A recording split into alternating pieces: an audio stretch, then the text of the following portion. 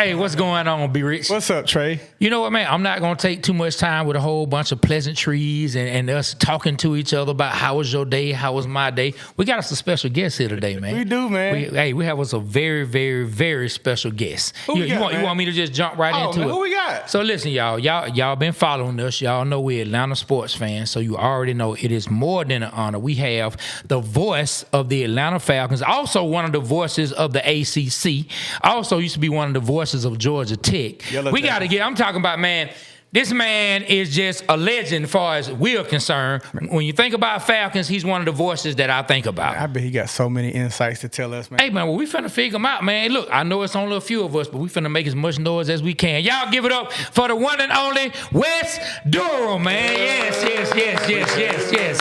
What's going on, Wes? Good to see you guys. It's a pleasure. Thank you. I'm going to hit you with some of the old folk talk my dad would hit me with. Good to be seen.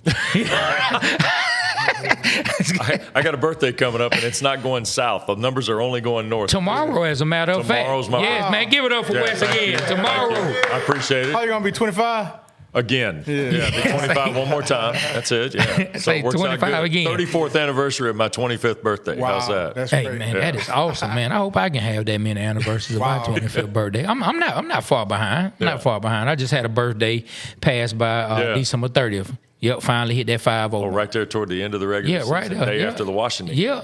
Yeah. So my birthday is kind of funny, and then we'll jump into everything because sometimes the last game of the year will fall. So my wife a couple times has planned some trips. We played Tampa on my birthday, last game of the year. Yeah. It was a nice thought. And I'm going to be honest with you. I told her before the season started, I said, well, babe, if we plan to go down on the last game of the season and the season doesn't go well, that's not going to be a fun birthday. And it just so happened that particular year was 2018. I think it was 2018. It was not a fun year. No, that was not a good year. It was not. That was a tough year. Anyway, but what's going on with you nowadays? Things are good. Once football creases and the season wraps up, the college season ends right after Thanksgiving. I do a couple bowl games, but I can manage kind of the way those games work.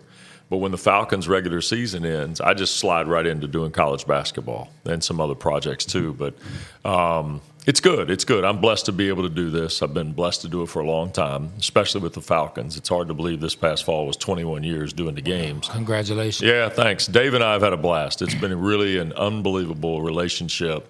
And he and I have, built obviously a lot of equity and chemistry in doing the broadcast. So, when we come on the air, people say, well, do you guys, ever kind of script what you're going to talk about? Absolutely not. We don't have to. I mean, we don't even look at each other much during the game. We just know kind of when the other guy's going to talk. And, he's so great. And it's been a real treat, been a real blessing to work with him these many years. Yeah, I've been a Dave Archer fan for the longest. I remember when he went down and beat Dallas. Oh, yeah. Now, see, you probably got to get him on the show to talk about the post-game of, wins like Dallas in the 80s and things like that where, they came back and went to – this is back before, NFL guys were just part of the fabric of the community, right? Yeah. They were everywhere. And they would come back after games and the charter would land and the whole team would go to a place like in Sandy Springs. Can you imagine that? Like a public post-game party of a team. Yeah. Wow. And most of the team would go. But, yeah, he's got great stories from the 80s with Buddy Curry and Scott Case. And, obviously he played with William Andrews and Gerald Riggs and those guys. So Arch was a terrific player and been lucky to work with him these years. That's my favorite player is William Andrews of all time. That's a good one. Yeah. Yeah. Injuries hadn't derailed him a little bit. Would have been unbelievable to see what he would have done, I think. Yeah, I mean, we asked Coach Rabisky because we asked him about William Andrews, and he talked about how special William Andrews was. Yeah. It's part of the fun for me taking over doing the games in 2004, Trey, has been to learn the history of what happened from 1966 when they started to obviously when I started doing the games. And you really respect the way this franchise started because it started back then. It wasn't easy to get an NFL franchise into a new market. And you remember now they were, planning teams around the Southeast because when you think of those heritage franchises, Packers, Bears, Browns, Steelers, Giants, teams like that, right? Even Washington in this light, those are teams that have been around 100 years. The Giants just had their centennial year. Packers, those kinds of teams. Wow. So when they started moving professional football to the Southeast, they really had to think about kind of how they were going to intertwine with the collegiate sports landscape because those marketplaces they were going to were proliferated with college football programs. And Atlanta, and Mr. Smith deserves a lot of credit for this, they came here and brought an NFL team and tapped into more fans. There were already a lot of college football fans, but Atlanta was growing, and the league was smart to buy Rankin Smith's idea of pro football in this marketplace. And I think it's been a win-win for everybody because the one thing I can tell you about Atlanta is this is a football market. People say, well, what kind of sports town is it? Well, it's a football town above and beyond. The Braves have a terrific following. Basketball has a great following. There are a ton of players that have come from Atlanta, right? But at the end of the day, Atlanta loves football. I used to joke when the newspaper used to hit your driveway every day, I used to tell people 300 days a year, football would be above the fold on the sports section. No matter what happened. 65 days a year, it'd be something else. Braves, basketball, golf, something of that nature. 300 days a year, there was a football story above the fold in the paper. Yeah, people love their football. We had an episode where we talked about if Atlanta could only win one more championship for the city, which team would you want? And I think both, me and B. Rich both chose football. I think we both said if one team, if only one team from Atlanta could win a championship for the rest of history, what team would you pick? And I think we both picked the Atlanta Falcons. Yeah, I mean, when you think about the longevity of the franchise and you think about the teams like Detroit just took that loss the other night. They've never been to a Super Bowl. That's a heritage franchise. Yes. Cleveland Browns, never been to a Super Bowl. That's a heritage franchise. Now, they played in the old NFL championships, precursor to 66. But those franchises, they're as long-standing as any franchise in the National Football League. They've never been, let alone won it. Yeah. Atlanta's been to two. The second one, obviously, is as heartbreaking as it gets. But the bottom line is you were good enough in that particular year to get there. And I think that's kind of the merit you have to hold on to until the next time comes along, I think. Oh, it's going to come along. Yeah. Well, I think we turned the corner a little bit this year, and I feel pretty good about where this is going if we can keep the continuity. The hard part and the heavy lift is getting it back in the direction to keep going north. Yeah. And this year was frustrating because you saw the optimism. You had that start in the division and things like that, and you felt, okay, well, here's a couple games lead in October and November. But the one thing you can't have in any successful season in professional sports, and in the NFL I think it gets maximized, is you can't have a losing streak. Yeah. You can't give away a sequence of games, especially in November, that are the precursor to what could be, other teams build momentum while you're losing, and that's where losing streaks really hurt. You know what this year reminded me of? It reminded me of the 2015 Atlanta Falcons when they got before the Super Bowl, where they started 5-0. Yes, yeah. And I feel like coming into this next season, I think we'll have a run. I think they'll be, they know Coach Ra. Know the offense. Now we got to see what the defensive coordinator does, of course. Sure. But I feel like we're gonna come in on hitting on all cylinders and make a run in the playoffs. Hopefully. I kind of feel the same way. There are differences in the 2 years, obviously, the way the sequencing happened. Mm-hmm. But B. Rich, I think you're right in that you've already made. You know where your stars are, right? I mean, we know that Michael Penix Jr. has a chance to be really a top 5 quarterback in the NFL. Yeah. I mean, athleticism, the experience now of playing in these ball games at the end. It didn't faze him. Like didn't seem to. Yeah. Didn't seem to. Now, he did not have, quote, a perfect game in any of them, but I felt like Michael Penix made enough strides that he was going to be really a factor in this. Yeah. The other thing is Atlanta's got a showstopper. The showstopper is Bijan Robinson. Oh, man. I mean, it's unbelievable. Last game of the year, that was the best game of his career. Yeah, I mean, and then you throw in Drake London, and all of a sudden you got Penix, Robinson, and London, and that's going to be damage control for the other defense, right? Whoever you're playing has got to focus on 3 guys, not 1 guy, not 2 guys, but you got 3. And you cultivate, kind of the mechanics of it. You got to get your line solid on both sides. And then defensively, Jesse Bates has made a huge impact. He's made a huge impact here. And I don't think people realize just how big the impact is. And I'm pretty excited about kind of where this is going in the next couple of years. And, obviously the quarterback thing became tough to process because it didn't go on the timeline that any of us expected it to. Not at all.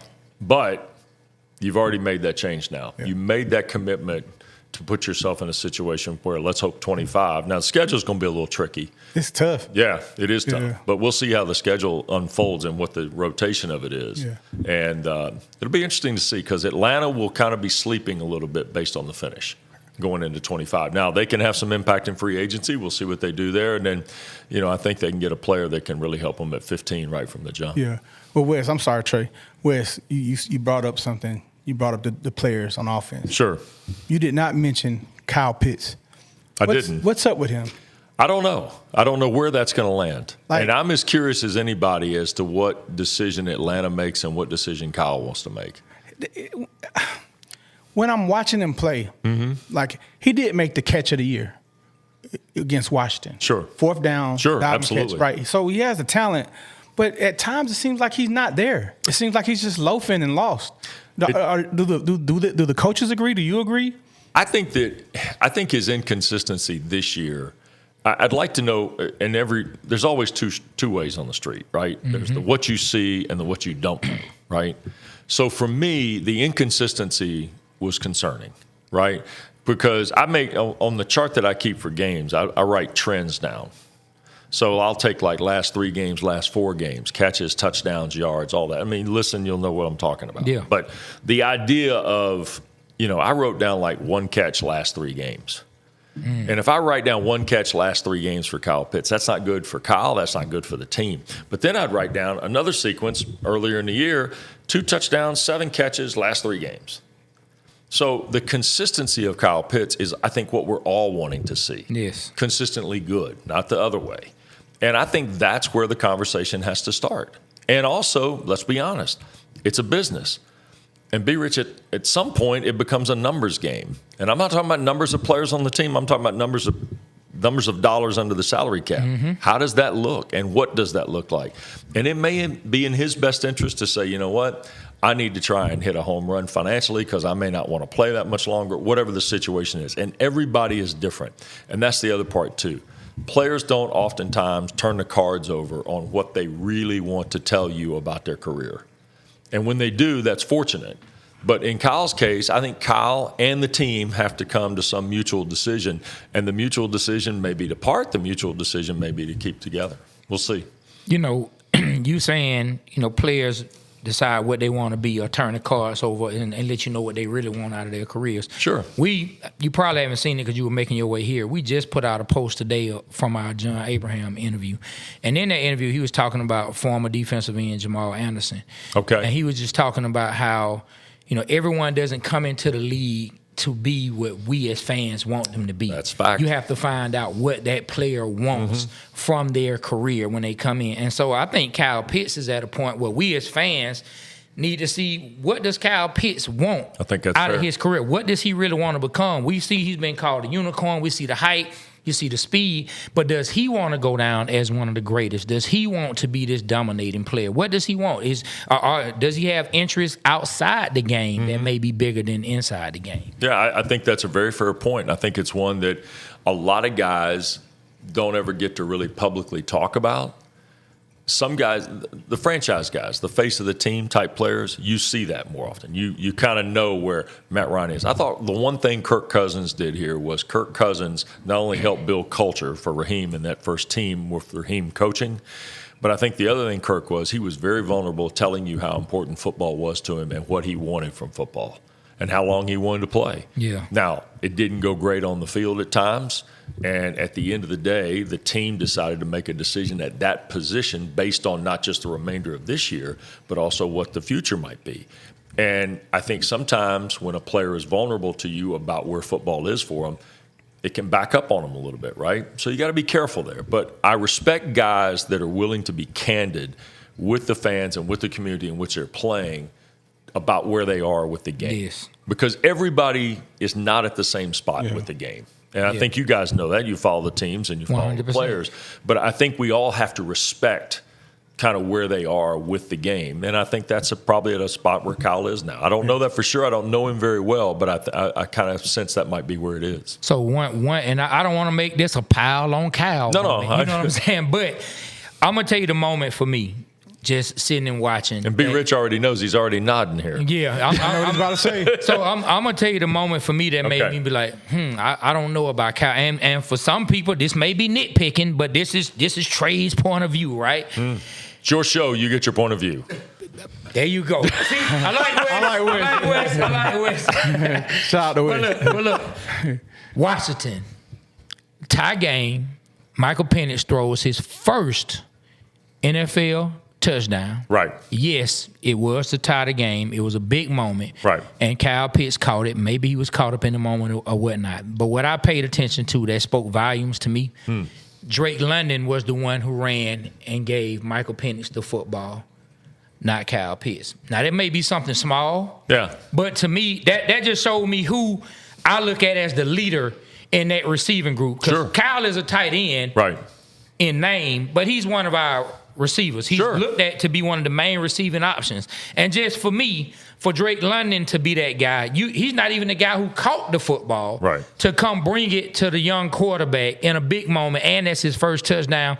To me, that said a lot. Now, that might be nitpicking. You can let me know if you think it's nitpicking. Either way, I'm going to still feel the same. I think that players have to understand, Trey, all the actions on the field are watched. Yeah. All the actions. Look, I'm paid to watch the ball. Right? That's my job. Arch is the analyst. He watches the game. He watches coverage. He watches matchups, all those things. You guys, as fans, pay your hard-earned money. You come to the game. You can watch what you want to watch and interpret it the way you see it. That's an important aspect of the whole process that we go through. But for me to say, was there something there? I have no idea. But at the same time, it's interesting you notice that for sure. I want to say this. Two things. The first thing is you don't have to chime in. I thought he was going to say this. The minute Michael Penix took over, Kyle Pitts said, "I just work here." Oh, that too. Yeah, so that's what I thought he was going to say. But in the other thing, I got a solution for Kirk Cousins. You can talk to the Falcons about it. Okay. Let's tell Kirk, let's stretch out his contract to 5-6 years, and he be the backup and be in Atlanta. What? I think he wants to be in Atlanta. What? Let's take his contract, stretch it out for 5 years. He gets to be the backup, and he gets to be in Atlanta. And I think, if something happens, he's there. I don't know what it's going to be. I think that's a solution. It could be. If you're trying to stretch it out to survive the hit on the money, sure. But I don't know how this is going to play out. I think it's really interesting because no matter the highs and lows of what happened this fall, B. Rich, the reality is that the future of Kirk Cousins is going to be dictated by other teams. It's just that simple. Yeah. And, there's a lot going on about Cleveland. There's a lot going on about other teams. But the premium is he is a commodity that is valued on the open market. And the number one thing you have to realize about the National Football League, and you're seeing it play out, like here we are taping this before the championship games, right? The 4 quarterbacks playing in the championship games are all legit. Every one of them. That's true. They're all legit. And one of them was a rookie. Another guy's double-figure years. You got MVPs, right? I mean, they're legit. So the reality of it is it's the most prized possession on the open market in the National Football League. You got to have 32 of them, and your guys got to be worth a damn. Because here's the cautionary tale. We walked around in this organization from 2004 till, what was it, 2021? Yeah, 2021. 21. Matt Ryan's last year was 21, right? That's a long time. We walked around from 2004 to basically 21, or 2008 to 21 with Matt Ryan. We walked around at high-level quarterback play. Yes. Okay? Do you remember what 2007 was outside of the 13 games of Bobby Petrino? Joy Harrington and Byron Leftwich. And then Chris Redmond. And Chris Redmond. And Chris Redmond. Yeah. Okay? Terrible. All right? And then when Matt Ryan went away, we had Marcus Mariota and Desmond Ridder. Yeah. Yes. Okay? So we went from consistently, Matt Ryan, 13 years, basically top 10 for 13 years at quarterback play, to off-the-chart quarterback play for a couple of years. Yeah. You brought Kirk Cousins in here. Why? Because he was a commodity on the open market. Yes. Okay? Sometimes you invest in the commodity and you get rich. Pardon the pun. But not really. And sometimes you don't. Kirk was an investment. Why did they take Michael Penix and everybody lost their mind last April? That was the insurance policy on the future. Okay? Guess what? You've already cashed the policy. Now, what value do you have? Your value is stretch it out, let him be the backup. Somebody else in the marketplace, another team, might want to say, you know what? It might have worked in Atlanta, but I think it might work here. Yeah. And we need a quarterback. Yeah. And even though Atlanta's going to pay him, that's what's going to happen. Yeah. I think that's what's the ultimate end of this is going to be he ends up with another team.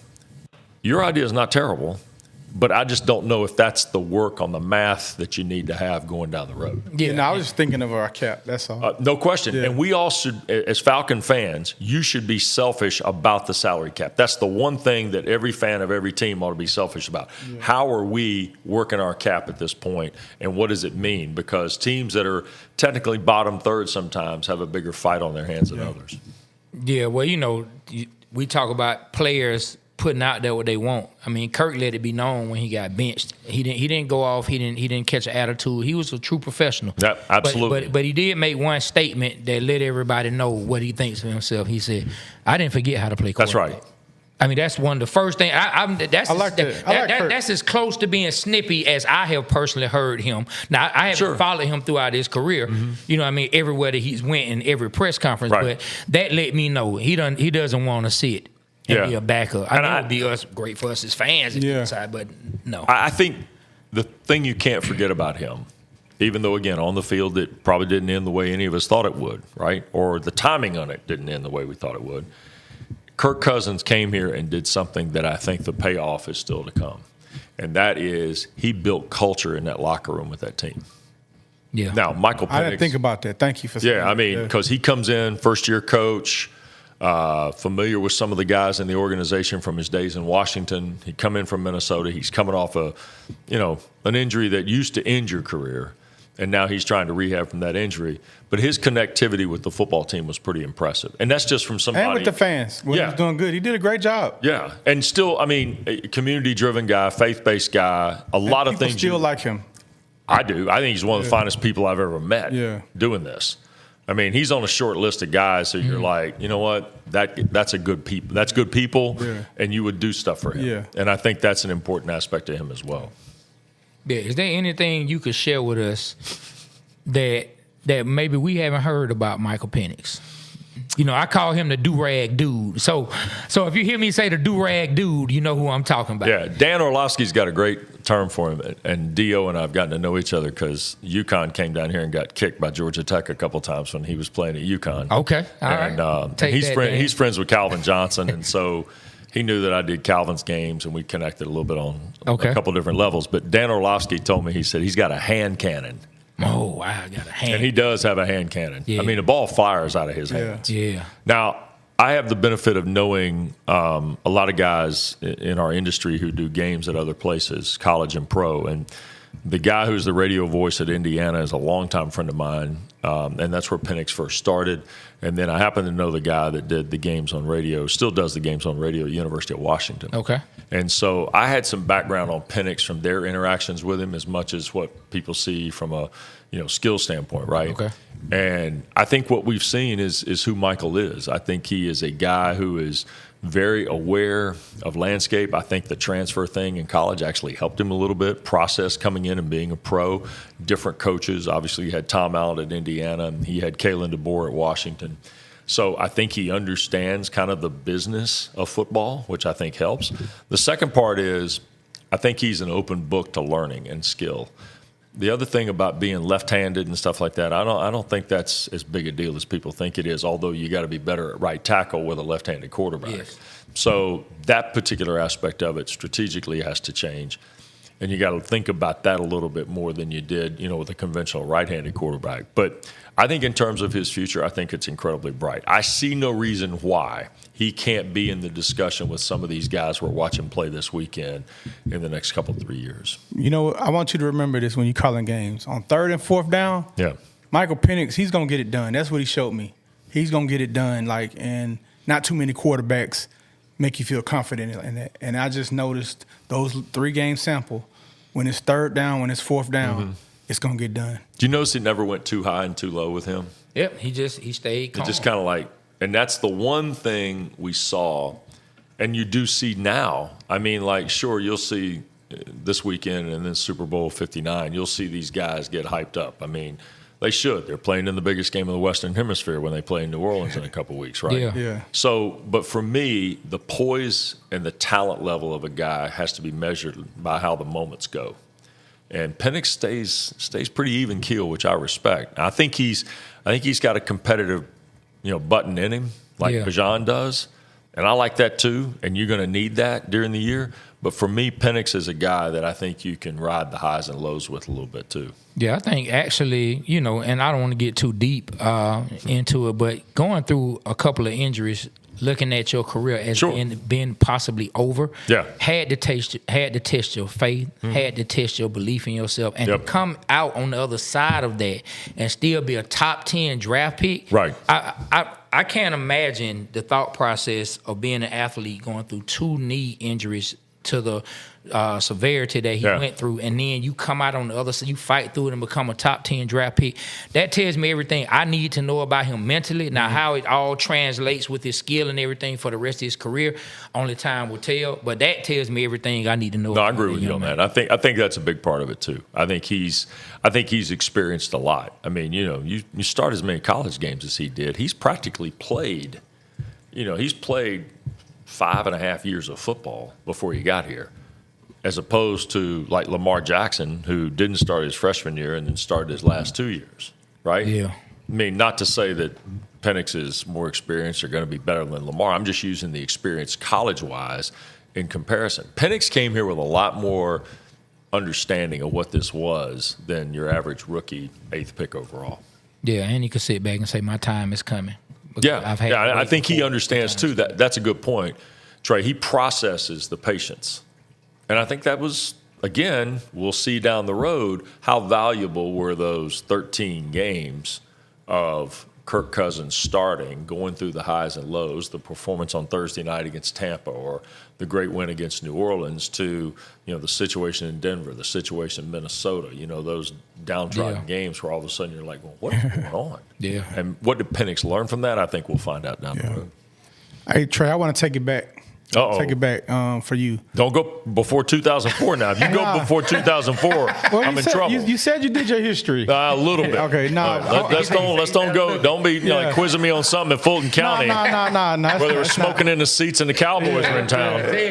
No, I want to talk about Larry Munson. Okay. Like for years he was the voice of the Atlanta Falcons. Yeah, he was. And I was used to that, but I want to say congratulations. Like, you're the voice of the Atlanta Falcons. I appreciate that. And when I hear it, I think of the Falcons. So just like Larry Munson, growing up listening to him. Yeah. I don't know from when he stopped who was doing the I think it was like Jeff Hullinger or those guys. Jeff Hullinger's who I replaced. Yeah. Before that was Bob Neal. Yeah, Bob Neal. Before that was Bill Rosinski. Yeah. Before that, I think, was either Brad Nessler or Bob Neal. Yeah. And then Munson was kind of sandwiched in between. I think Bob Neal was kind of like... Bob Neal did the games twice. I think he had a voice for the Falcons, but I don't know what happened. But you came in, solidified it, took that thing right on to the top. Well, first of all, I appreciate that. Any comparison with Larry is one that's special to me because he and I became friends. Yeah. And tell me about that. Oh, God. Tell us some stories, man. I can't tell you all of them. Of course not. There's some... No. I know it's a podcast. I know it's on YouTube, but I still can't tell you all the stories. I just remember, and before you go into, like, when he called Deion's first touchdown. Oh, yeah. Oh, God, he's going to score. Oh, my God, he's going to score. My God, look at him. Yeah, man. Larry had an unbelievable gift. And he and I became friends because before I came to Atlanta, I worked in Nashville. I did Vanderbilt. Mm-hmm. So when I got to Vanderbilt, Larry had done Vanderbilt before he came to do Georgia. Okay. And the Braves. Okay. So he still was an institution in Nashville 30-odd years later when I was doing Vanderbilt. People, and then we'd play Georgia in football or basketball, and I'd see him from time to time. I came down here on a job interview for the Georgia Tech job in '95. Okay.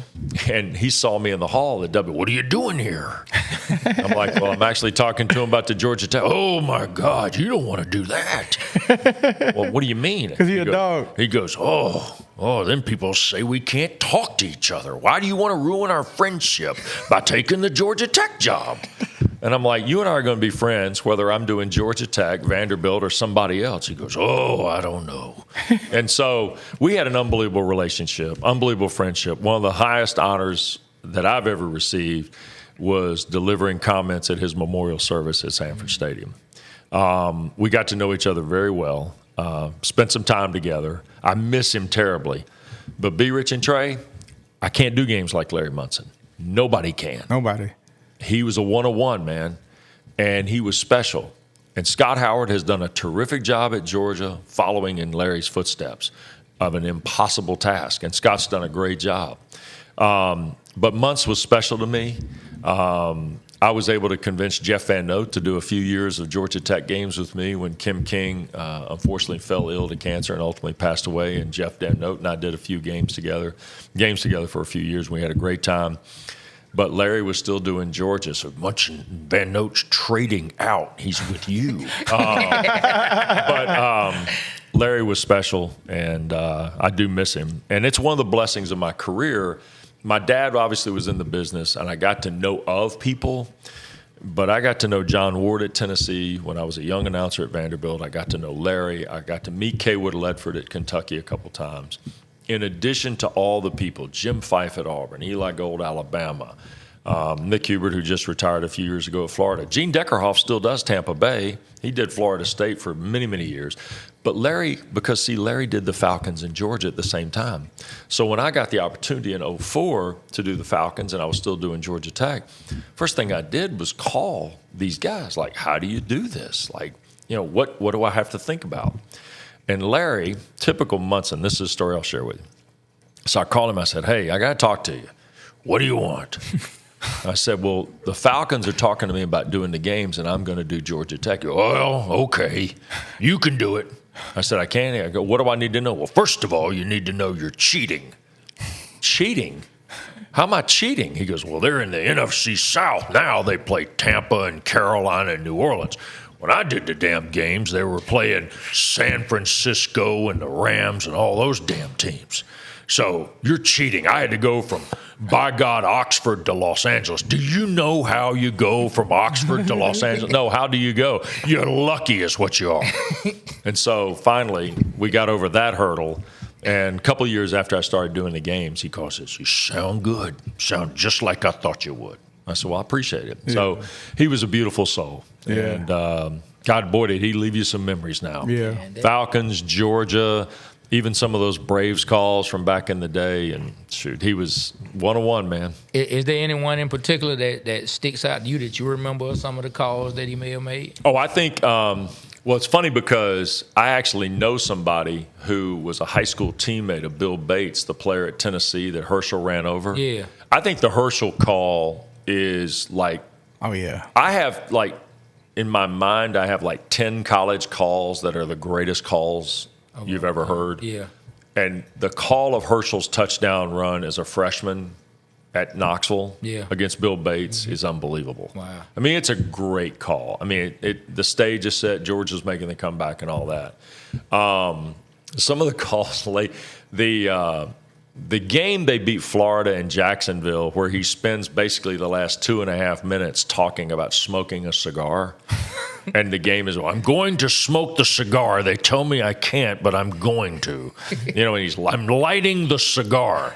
What about the game? How's the game doing? We're going to win, and I'm going to smoke the cigar. They tell me I can't, but I'm going to. And if I get thrown out, somebody will finish the game. That kind of thing. Yeah. That, to me, is just beautiful. Yeah.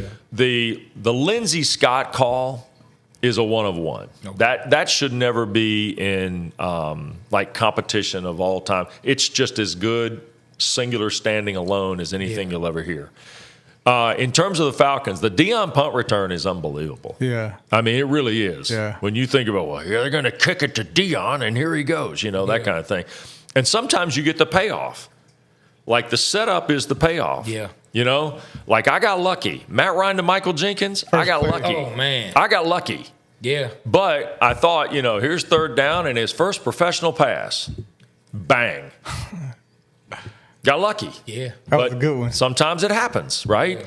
Yeah. You get Julio going for 300 against the Panthers. He scores on the touchdown. I hit 3 bills large. And people go, you said 3 bills large on the air. Oh, my God.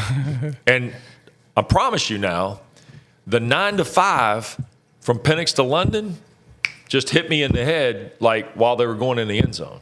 Wow. Falcons are working 9 to 5. That's what I said on the air during the Panther game this year. And people hit me back on social media about it, and I'm like, okay, I fell into one. Yeah, and I didn't. I was at the game. I'm just looking for 10%. I just want my little share of the 9 to 5. Yeah. I mean, don't be singing Dolly Parton for us, B. Rich, but you're a good man. But that's how that stuff happens, and that's what people remember. My dad had a great line. God bless him. My dad He looked at me one time. He goes, "How was the broadcast?" I said, "Well, Dad, it was pretty good." He goes, "Well, just remember this: nobody ever remembers what you said when your team got the hell beat out of them." Wow. They never do. They remember what happened when they won. When the feelings are high and it's good. When they win. But every once in a while, players, coaches, announcers will have a good game and their team doesn't win. And you have to say, you know what? I did as good as I could today, whether you're a broadcaster or a player or a coach. And at the end of the day, you got to live with how the scoreboard reads, because years from now, that's what people remember. But it's funny like that. I was going to ask you about him anyway, but since you brought him up. My dad? Yeah, speak on your dad. Wes Durham, am I correct? Mm-hmm. North Carolina, the voice of the Tar Heels for 40 years. Voice of the Tar Heels. How was that, especially with your father calling all those games for all these iconic players who came through there, who went on to become iconic players at the next level as well? The most famous was MJ. Sure. Yes, I mean, how was that? As a kid, I mean, it could unbelievable. Be as a kid, it was unbelievable. Yeah. You didn't realize, though, the funny thing, Trey, is you didn't realize, I was a sophomore in high school when Michael hit the jump shot to win the national title. 1982. You was a sophomore? I was a sophomore in high school. Were you at the game? Nope, I didn't go to the game. Did you meet Mike? Yeah, I met Michael actually the summer before his senior year in high school. Okay. And I just knew him as Michael Jordan from Wilmington, who had a couple of his teammates at basketball camp.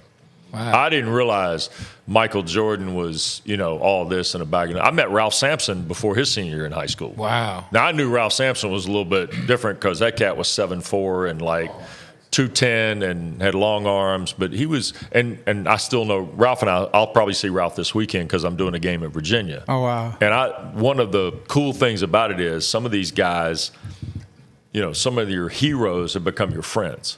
Now, cool. I haven't seen Michael in a decade and change, but I know several of Michael's friends. But you didn't think of Michael Jordan as to what we think of Michael Jordan today, international icon of sports, like you did when you saw him as prior to a senior in high school. Wow. But yeah, it was an unbelievable experience, blessing to grow up the son of Woody Durham. And to be able to go to Carolina games and travel with the team on occasion to go to basketball or football games. But it also helped me understand that I wanted to be in sports. And, I was 6 feet and 185 at 12. Thought I was going places. Okay. Thought I was going to be Larry Bird. That was pretty tough. Thought I was going to be Larry Bird, but I couldn't guard. Couldn't guard and really didn't want to pass. Just want to be lefty in the corner, swing the ball around to me. I'll stand right here, fellas. I'll fit right into basketball now, though. Oh, yeah. Shooting threes out of the corner. You fit right in. Yeah. You don't just stand right over there. Yeah. But I realized early, the other blessing, one of the many in my life is at 14 or 15, I realized I wasn't going to be that high school guy, that college guy in terms of playing. So how could I stay connected to the game? And I told my dad when I was 15, I said, hey, look, I think I might want to do this. And he said, well, you got to start thinking about in a different light, like what's hands-on experience look like? What does the environment look like? So the last time I sat in the stands at a major college football game, I was 13, 14 years old. I haven't been in stands since. Wow. I've been in a press box at just about every game I've been to, or I stand on the sideline. Wow. Like if I were to go watch a Georgia Tech play and I'm not doing the game, or even a high school game where we live up in Cartersville, I stand on the sidelines. I don't want to sit in the seats. That's hard. It's uncomfortable. You get, it's kind of weird. Or I sit in a suite. where I can get up and walk around and do stuff like that, because it's hard to go sit in the stands. For me, it is. Yeah. But my dad, he gave me a lot of momentum and a lot of enthusiasm, and then said, hey, you got to – and I got to college, and my college experience at Elon in North Carolina was unbelievable. I did 150 games on radio in college. Wow. Well, So I jumped ahead. I jumped ahead of some people and got some really bad tape out there that somebody bought in and said, hey, this guy's young. We don't have to pay him much, and he might be good. So that's what happened. I tell you what, man, your dad gave you a good foundation, because you're doing big things now, man, in the city. Been very fortunate. Yeah. This has been, the opportunity to come here in 95 to start doing Georgia Tech, and to do Georgia Tech for 18 years, be rich. And to have some of the moments with those guys that my dad had at Carolina, to win a couple ACCs, to have Calvin Johnson's college career, to have a Final Four team in basketball, to have, it's amazing. I FaceTime Stephon Marbury's son plays for Cal, who's now in the ACC, obviously. Okay. So I had a Cal game last week, and his son FaceTimed Steph with me, standing there. Wow. It was amazing. Stephon Marbury. Stephon Marbury. Yeah, so Stephon Marbury. Yeah, Starbury. He FaceTimed me, and I was sitting there talking. You used to call. You called Georgia Tech Final Four game, didn't you? 04 against UConn. Yeah. That whole season with Ishmael Muhammad, awesome. BJ Elder, and those guys. And BJ's on staff now, obviously with Damon Stoudemire. So whenever I have Georgia Tech, I get a hug from one assistant coach. I know that. Yeah. So. Well, look, I got a tough one for you, right? You started the Falcons when? 04. All right, from 04 to now, I want you to give me your Mount Rushmore of Atlanta Falcon teams. Is that four? 4 guys? Yeah, four teams. Oh, 4 teams? Yes, tough. From 04 to now, your favorite 4 Falcons. Well, I'm going to take the 04 team. Who was on that team? Michael Vick. Mm-hmm. That was Michael Vick, Michael Turner's first year. Mm-hmm. No, that was 08 with Michael Turner. Yeah, he was 08. But that's a team that played in the NFC Championship. Against the Eagles. Against the Eagles, and it was like 4 degrees. Okay, so that's one. That's one. 08. Tell us about that team. That's Matt Ryan's rookie year. Okay, went to the playoffs. That's Michael Turner in free agency. Yeah. John Abraham peeling off the edge. Yeah, okay. We had Keith Brookings still at linebacker. Yeah, okay. So that's 08. And then I want the Super Bowl team. 16. All right. For a lot of reasons. And then I'm going to go back a couple years. I want the team that lost to San Francisco in the NFC Championship. 12. Yeah. I want the 12 team. Oh, that's a good one. I said that's a good one. Yeah, I want those 4. Okay, that's a good one. Now, I want 04 for my own personal reasons. But the first year you got to call the NFC Championship. That's exactly right.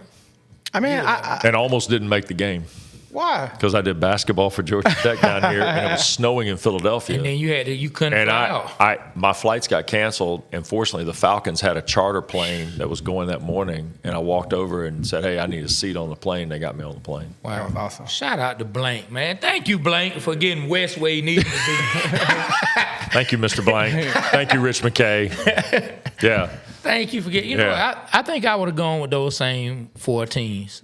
The NFC Championship loss to the 49ers. We should have won that. Like, talking to Roddy White and all those guys, Willie Moe and John Abraham, they really felt like they beat the best of the best. I totally agree. This is going to be hard for people to process. Super Bowl 51 is heartbreaking for a lot of people. The NFC Championship loss to the 49ers is right there with me, because I felt like had Atlanta won that game, they would have won the Super Bowl. And I know it would have been Baltimore, but they still would have won the Super Bowl. And they said they beat Baltimore that year.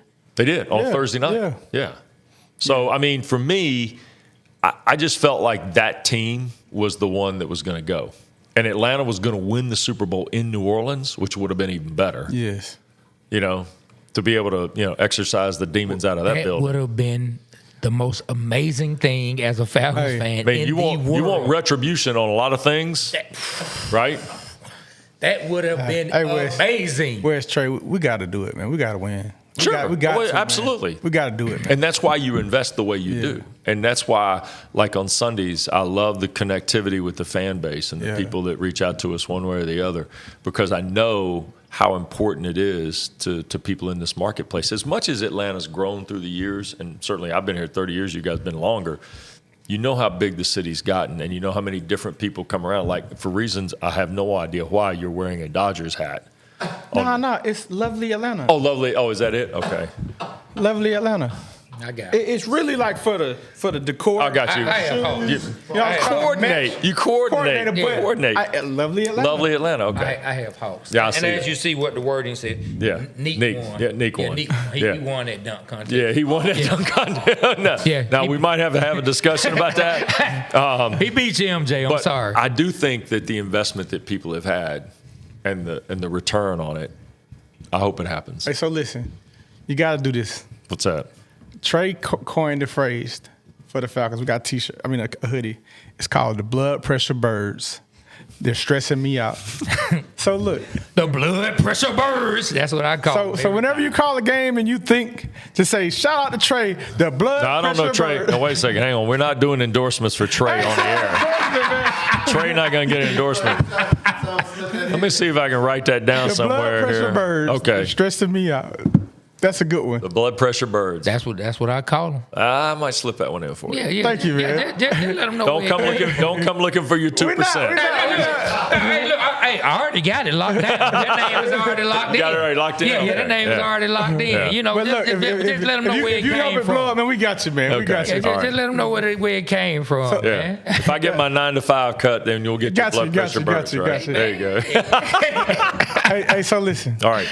We do a blast from the past. Okay. All right. And so what we do is we set it up, talk about it, and we clip it, and it usually becomes a good viral clip. Okay. So I want you to go into the radio mode and give us a blast from the past from the Falcons, a moment that you remember, and kind of set it up. You know, do the radio style, man, like how they did it inside the NFL back in the day. A blast from the past for the Falcons. Like a play, let you remember. Yeah, something that was memorable to you. Yeah. It could be something that meant a lot to you. I know it's a lot of them. Calling the games, it's a lot. Well, the easy one is Ryan's pass to Jenkins. Okay, set it up. So here's the thing. When you start thinking about the play, it's their first possession. Okay, there's a lot going on here. Detroit's coming in. John Kitna is the starting quarterback of the Detroit Lions, and Calvin Johnson is playing for the first time as a pro in Atlanta. Okay, so Calvin Johnson's come back. Do you remember now that Boss Bailey was on that team too? Yep. Boss Bailey was on the Detroit Lions. So, there's a little bit of local flavor to the whole deal. But Matt Ryan, you guys remember this, Matt Ryan was controversial in terms of the pick because that was supposed to be Glenn Dorsey. Yep. Everybody wanted Glenn Dorsey until we got right down to like within the last week before the draft. And people were like, well, maybe we ought to take the quarterback.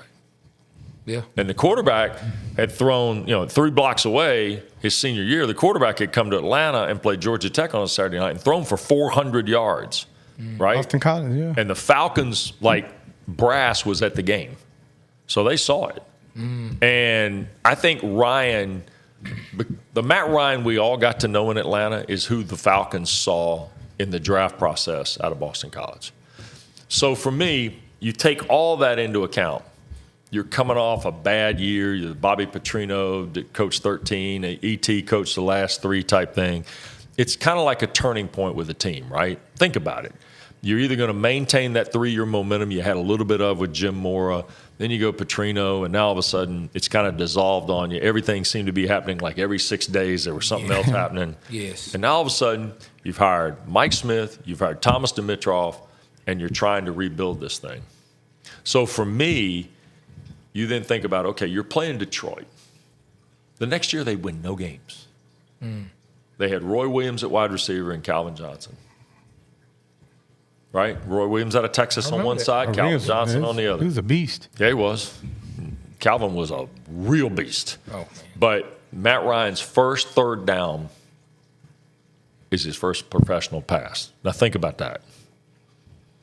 Man, That's a lot of pressure. So they talked about it at they had a tribute For Ryan, yeah. and we went. Oh, did you? I was we there that went. night. It was cool. Yeah, it was really cool. Night. Yeah. Okay, yeah, we went, and a lot of people, and you can speak to this as well. There's a certain percentage of the fan base who thinks Matt Ryan is just this button-up corporate guy, do whatever I'm told, doesn't have much personality, just bland. Yeah, man. They really do. Right. Like he's just a plain peanut butter and jelly with a milk lunch meal. Sure. There's nothing exciting. That's what a lot of people think. Right. But being in that room, I didn't think that of him, but being in that room, Matt Ryan is completely opposite of what most people have seen or they think of Matt Ryan. Can you speak to that? Absolutely. He's a competitor. He always was a competitor. You saw bits and pieces of it in his college career, but where you really saw it, like after that touchdown, he loses his mind. He's pumping everybody up and all that. But then think about things that happened like those Panther games, the New Orleans games. Matt Ryan loved to win in New Orleans more than anybody I've ever been around. Anybody. Because he took it that I'm the quarterback of the Falcons, and I want to win in this building. This is the team to beat. One thing Panthers and Falcons and Bucs fans all have in common? What? They hate New Orleans. The other three teams in the division dislike. Panther fans, like growing up in North Carolina and remembering the birth of pro football there, Panther fans dislike New Orleans. Now, maybe not as much as we do, but they're close. And the Bucs aren't far behind. Wow. Everybody wants to beat New Orleans. And that's a good thing. The Falcons-Saints rivalry, and I've said this on the air a ton, the Falcons-Saints rivalry is a college football rivalry that just happens to occur in the NFL. Yeah. And the beauty of it is we get to play twice every year. Because the gloves come off in the game. The players know it. I mean, Matt Ryan and Cam Jordan were on CBS a couple of weeks ago, and they joked around a little bit, and Cam Jordan talks about how many times he sacked Matt Ryan. And while Ryan laughs and so forth, I can see in the back of his head the wheels are turning like, yeah, man, I wish I had one more crack. That's the competitor Matt Ryan is. That's what I mean by a competitor. That's awesome. But it's special, and that's who he is. And I think you did see in that tribute event that night at the downtown at the Buckhead Theater that Matt Ryan is an ultimate competitor. He is a leader who's a competitor. You want your best leaders to be your biggest competitors. And that's why I think, he's the most important player in Falcons franchise history. I can see after going, I can see that. Yeah. I mean, I just really do. I think he came at a time of great turbulence. Think about it. Roddy said it on your podcast. It's tough. All we did was go to the playoffs and win. Now, did we win the one we all wanted to win? No. But he's the only one in franchise history to be the MVP. He's the only one to get you to the game, in the, out of the top seed or one of those top seeds, second seed, I guess. He was a terrific player. Yeah, he was. And I love Michael Vick. And I hate that Vick name and Matt Ryan name have to be associated so much, with them both being Falcons quarterbacks, but Matt Ryan replacing Vick. But for all of us who love Vick, I don't think enough of us take the time to see the almost impossible task that Matt Ryan had come in to replace Michael Vick. For any quarterback, that was going to be tough to come in and replace that guy like that. And everything that was going on around the team, not just replacing him at the position, there was a lot going on around the team. No question. A lot going on in town, a lot going on everywhere. Yes, it was a lot. And for him to come in and handle it the way he did, he will always get my respect for handling it the way that he did. Yeah, and it was funny because you would see, and not that you don't see Vic jerseys now, you still do, but you see a lot of Matt Ryan jerseys now. And early in Matt's career, you'd see a Matt Ryan jersey here and there, and you'd see 6 times the Vic jerseys. But as the careers went on, and Mike's life and Mike's redemption from where he came from on this is so inspiring. It is. The number of people that Michael Vick has impacted positively in the second half of this, in the chapters he's written after incarceration, are amazing. Yeah. And he deserves all that credit, for sure. But I think Matt Ryan also deserves credit, because he came here and said, look, I may not be the popular choice. I may not be the guy you had here before, but I can still do some of the same things to help you win. He put time in that locker room. Put time in the locker room. He's put time in the community. Mm-hmm. The commitment level he has to the city of Atlanta is unbelievable. And I'm a huge fan of his. Happen to be, he's been a great friend, and we've had unbelievable conversations about it postscript too. Okay. All right, is that good? I got a couple things I want to ask you. Man, all right. I got so much. I don't know. I don't know if you was around at this time, but it's a rumor out there about Steve Bartkowski. I wasn't around. Okay, but are you familiar with him? I know Steve. Okay, well, you probably don't know, but it was rumored that he threw the ball 101 yards before. And I just wanted to know if you could ask Dave Archer or anybody, is this true? They say he threw it 101 yards in practice one time in Cal. At Cal? Yeah, I don't know if that's true or not. And I would love for someone to confirm that. can't confirm it here I know on the he can't show. confirm it now, but Is you he know, gonna text somebody? He can text me. FaceTime? When he finds out and he talks to Dave Archer or talks to someone, he can leave me a text. You know what, Be Rich? Why don't you just have Arch on the show? See if I would love to. Maybe have get Archer. Bart on the show. Oh, if you could do that. Steve Bartkowski. Maybe y'all show up at camp. He's somewhere in Montana fishing. Yeah, I'm almost positive he's full of Montana. Yeah. I'm a little concerned about Aaron. The minute you brought up 101 yards, Aaron got up, walked around the room as if something had gone on here. That was Hey, listen, Google unpacking government secrets here or something. No. We had a long discussion. There was a show about 101 yards of Steve Bartkowski. Based around Steve Bartkowski. Urban legend of Steve Bartkowski and 101 yards. Like who had the strongest arm? That's what the whole show was about. Steve Bartkowski or Michael Vick, who had the strongest arm? And he talked about this 101-yard pass that Steve Bart Bartkowski had an arm, man. And so he had an arm. I put some sauce on it. He talks about this 101-yard pass that Steve Bartkowski threw while laying on his back reading the newspaper, and he just flipped it and went 101 yards. You know, that's what he talks you're about. really taking some shrapnel. And I told him. Hey, I appreciate you asking me. I have no idea. Okay. But all right. I wish you well in your recovery from asking this again. I told him, Wes, I said, I saw Michael Vick throw the football out of the stadium. It may have been on a Coca-Cola commercial. It may have been a commercial. Wasn't that Coca-Cola? Wasn't that Coca-Cola? It was one of them. Or Nike? Or is that the fan experience thing with the ride? Yeah, something like that. I saw him throw it out of the stadium. We have that on actual tape. I can pull it up on YouTube right now. Sure. I forgot my other question. Go ahead, Trey. Let me regroup. Well, before we get back to some Falcons, sure. I do want to get you to give us a Georgia Tech moment and I have to shout them out. I said the next time, out Georgia Tech. I said the next time we did our show, I was going to shout Georgia Tech out because we've been doing this show for almost 12 months now. Mm-hmm. Give it up for ourselves, man. We've been really doing our thing. And, you know, it's an Atlanta-based, Georgia-based podcast. Right. The first major institution or team to interact with some of our content was Georgia Tech. Okay. And I want to shout out to Georgia Tech. Good. And so if you could give us a Georgia Tech moment. Quincy was on here, Quincy Carter. He talked about the game with him against Joe. And when the 99 game? And the overtime game. And so if there'd have been video review, it would have turned out different? I mean, yeah, you know. What you think? Had there been video review? Absolutely would have turned out different. But there wasn't. But they probably, you know what? Was it a fumble? Was it not a fumble? Doesn't matter. Yeah. They called it a fumble. Yeah, Chris Young, who was from down in Coweta County, Blackjack, Georgia. Yeah. He recovered the fumble. Yeah. And then Quincy, I don't know how Quincy told y'all the story, but the coin toss, Joe Ham has this great story. He goes out there for the coin toss. And he tells Quincy, you better forget that play right now. We're getting ready to play more football, man.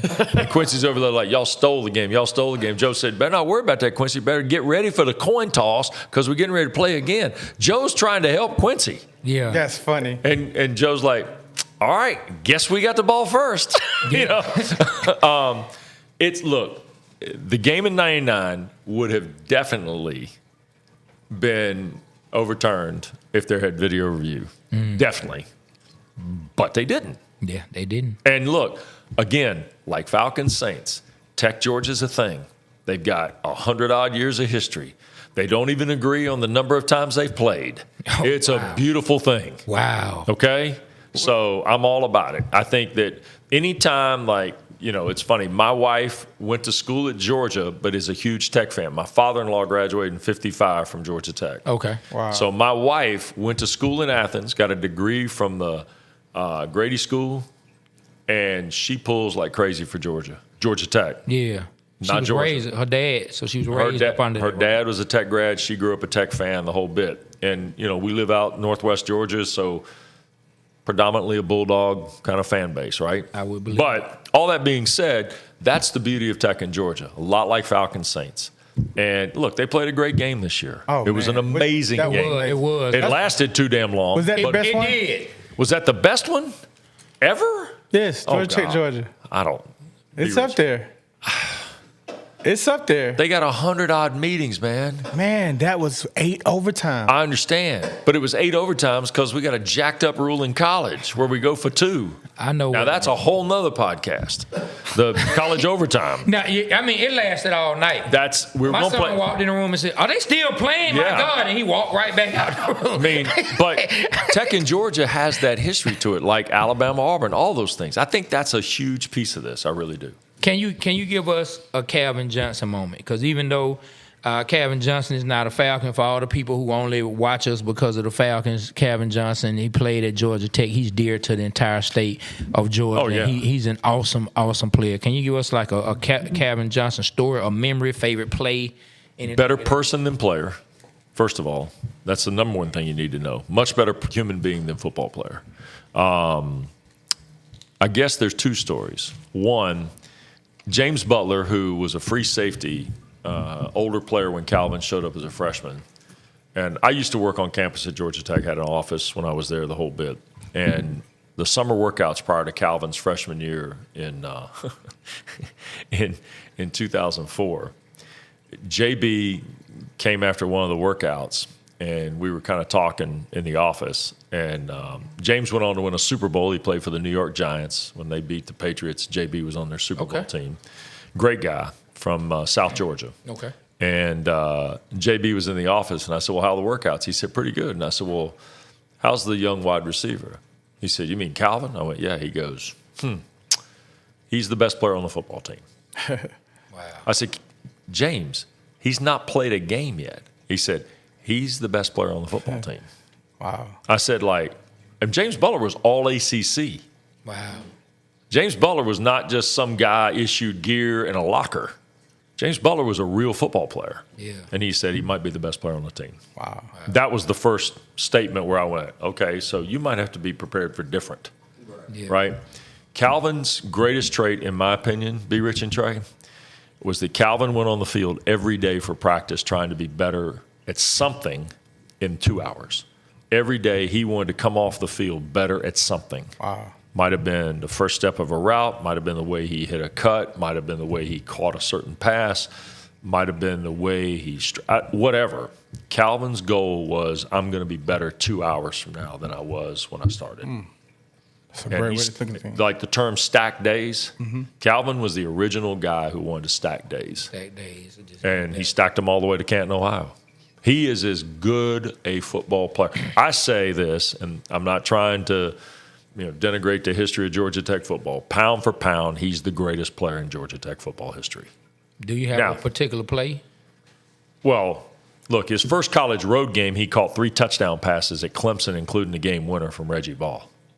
His first college road game, which was his second game. By the way, that game holds a spot for me because that game was a night game on ABC at Clemson. I had to come back to Atlanta after the game, and I flew to San Francisco the next morning to do my first Falcons regular season game in March. Oh, wow. 2004. So that game in its entirety and the whole sequence is always special to me. But 2004 against Clemson in his first college road game is pretty unbelievable. Wow. So you got a little bit of the experience that Larry told you about having to fly out west, having to do a game in Georgia. And but I was still, according to Munson, I was still cheating. Still cheating. Go ahead, B. I want to take it back to the Super Bowl on one particular play. And it's never talked about in the Falcons Super Bowl, of course. Julio's catch? No, that's always talked about. Okay. No, I don't think about it. It was a penalty. It was a penalty. Was it Jake Matthews? Was it a hold or was it a? Yeah, Jake Matthews. So they called a holding play on that play. On that same play, Sanu got a face mask. You remember that? Do you remember? Mm-hmm.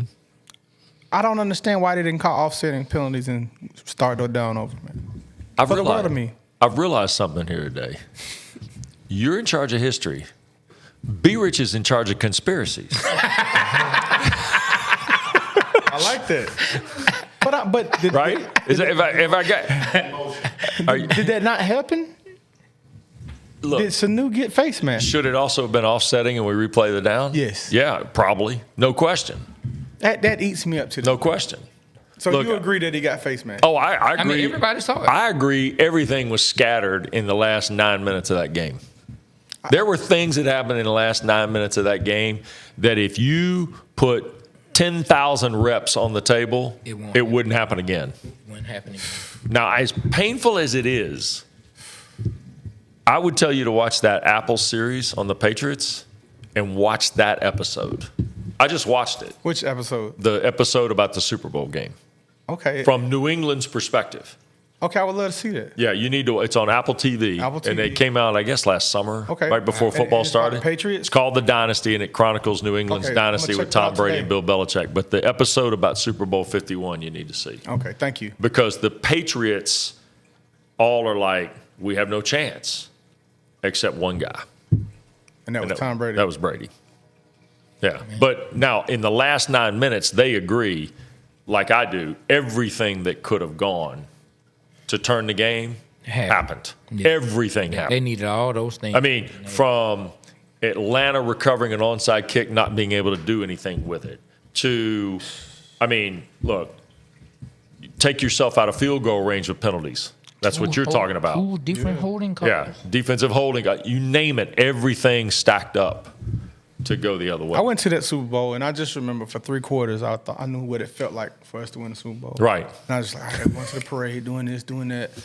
And afterwards, man, I talked to him on the phone, man, and I just, it felt like a family member had died. That's exactly what happened. He said 5 words when he called me. Now, he didn't say 5 words and hang up. He just kept repeating the same 5 words in different orders, and they were all profanities. Right. I understand.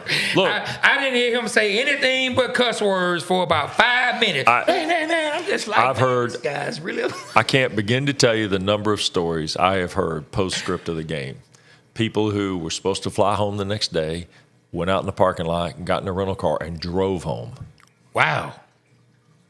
Wow, they people that did that. I mean, there were people who went to the game who, like, I kept it on DVR for about 9 months. I did too. And went back and watched it right before the next season started. I watched the second half.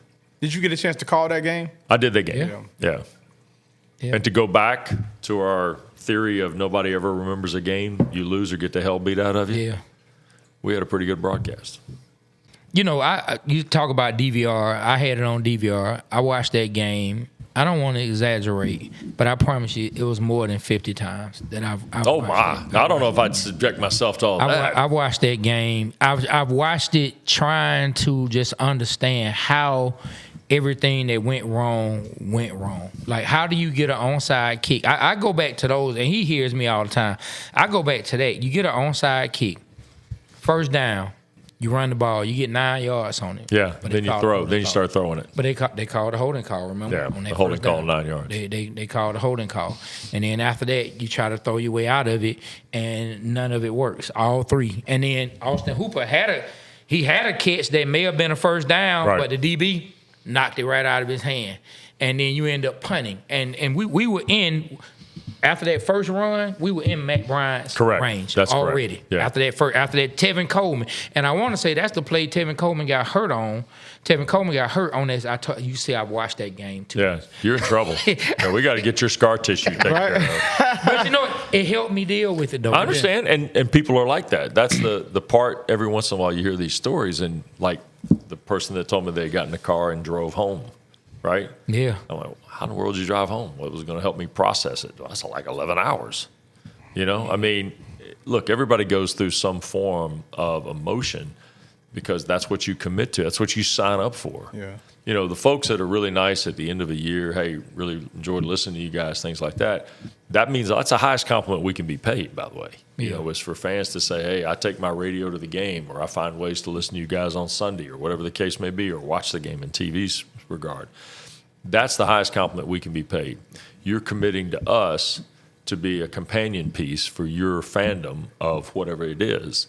And in the case of the Falcons, it's emotional because guys like y'all have been committed. You signed up for it, right? That's your team.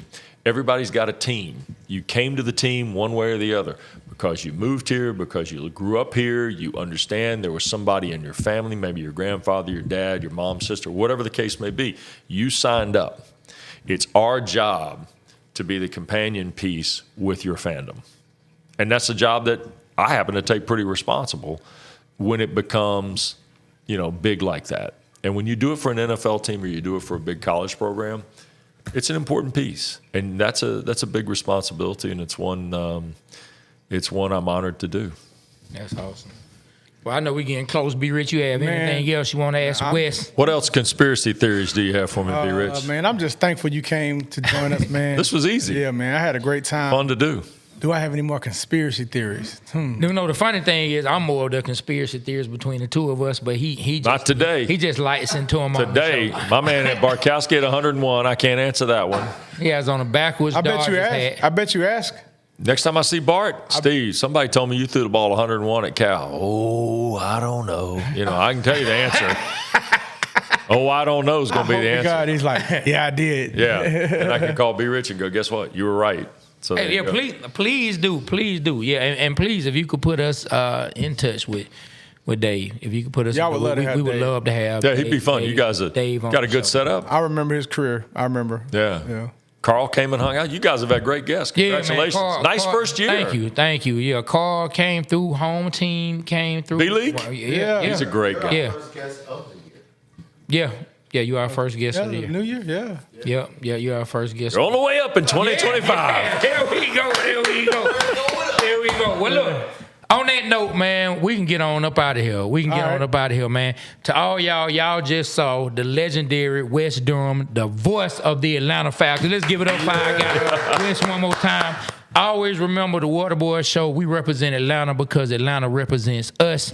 So on behalf of myself, Trey, got Wes Durham over here, my partner B. Rich, and Aaron, Pittman, the Waterboyz Show. We are out. Kill the camera.